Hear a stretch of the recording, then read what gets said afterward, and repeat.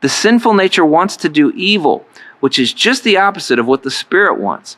And the Spirit gives us desires that are the opposite of what the sinful nature desired. Notice the past tense there.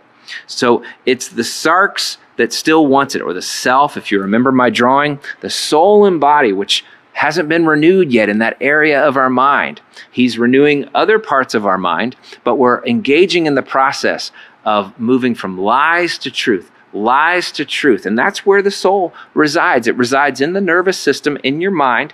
Your brain and spinal cord is where your soul is. It's the least system that we know the least about. He's not sitting in the cardiovascular system or in the skeletal system or any system that you can think of. He's in the nervous system, and our mind is being renewed to truths from the Word that the Holy Spirit wrote. So he has us within, right? He's our new man, right? The old is gone. That sinful nature is gone.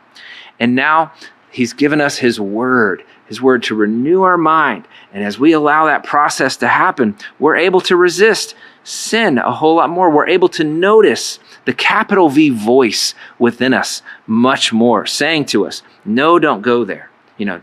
We don't want to do that anymore. I don't want to do that anymore. And you start saying in agreement, I don't want to think that anymore. I don't want to have that attitude or negativity anymore about me. Well, that's the Holy Spirit. That's him abiding within you. You see, the very fact that you're struggling with sin now, or struggling with it, not wanting to have that addiction anymore, or struggling with not having a negative attitude anymore, or gossiping about people, whatever the sin is, that's proof that God has not abandoned you. That's proof that the Holy Spirit abides. So, we read that there in Galatians. Just a few verses below it, in verse 24 and 25, it says this, this is Galatians 5, those who belong to Christ have nailed the passions and desires of their sinful nature to his cross, and he's crucified them there. Since you are living by the Spirit, let us follow the Spirit's leading in every part of our lives. So notice now, you begin to follow after his desires, and he's changing you at the desires level, the motives level. I don't even desire to do those things anymore. Well, that's your soul and your body being renewed by the Holy Spirit that abides. Again, 2 Corinthians 5:17 says that you're a new creation. Now that sinful nature is gone. The new nature has come. He's turned our hearts of stone to hearts of flesh. And now we allow it, my soul and my body, to be renewed. I start to have a stronger resistance against sin. Number 3, the third reason you can know that the Holy Spirit is abiding in you is yourself begins to reflect now the nature of Christ. Yourself begins to reflect the nature of Christ. To who? The outside world around you. To your family, to your wife, to your kids, to your boss, to your friends, to those on Facebook. You now begin to look more and more like God and less like the human that you once were.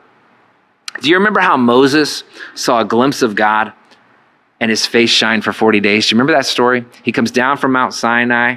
He'd gotten to see God from a cleft in the rock because seeing all of God was going to be too much. It would kill him, God had said.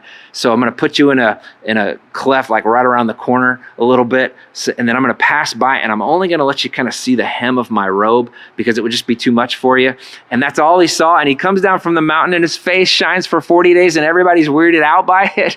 Like, whoa, you got to put a veil over your face, Moses. You got to go hang out in the tent because, us seeing your face glow, that's like weird. And we're even starting to think that you're God himself, but we know that you're not God. And Moses would be like, no, I am not God. Don't begin thinking that I'm God. But I got to spend time in God's presence. This is what begins to happen to you. You begin to reflect the nature of God to those around you. They see something so different. And this is light.